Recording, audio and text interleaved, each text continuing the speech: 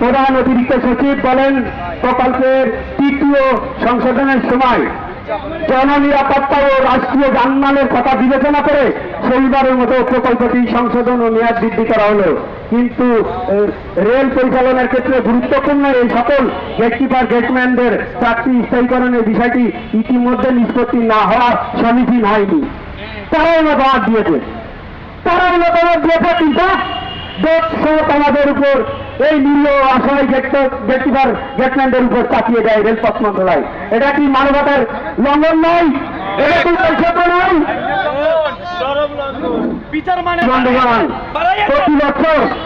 প্রতি বছর আমাদের কি বিভাগীয় কর্তৃক দেওয়া হয়, বিভাগীয় কর্তৃক প্রশিক্ষণ দেওয়া হয়।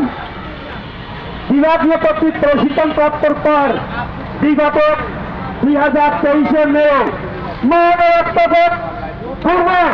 মহানবস্তক পশ্চিম প্রকল্প পরিচালক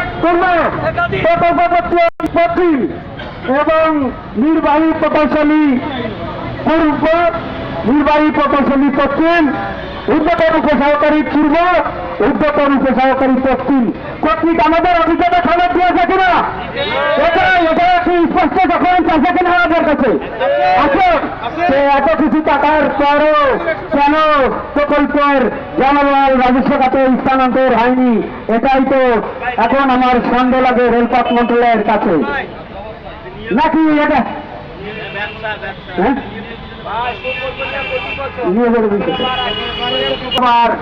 মিটিং হয়েছে, বিগত 5টি পিসি সভার মিটিং হয়েছে, বিগত 5টি একনেক হয়েছে, বিগত 5টি ভৌত অবকাঠামো বিভাগের আইনজীবী কর্তৃক মিটিং হয়েছে।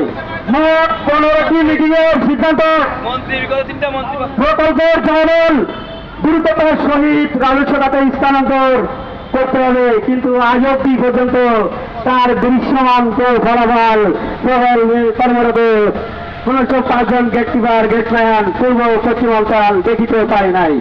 দেখিতে পায় নাই।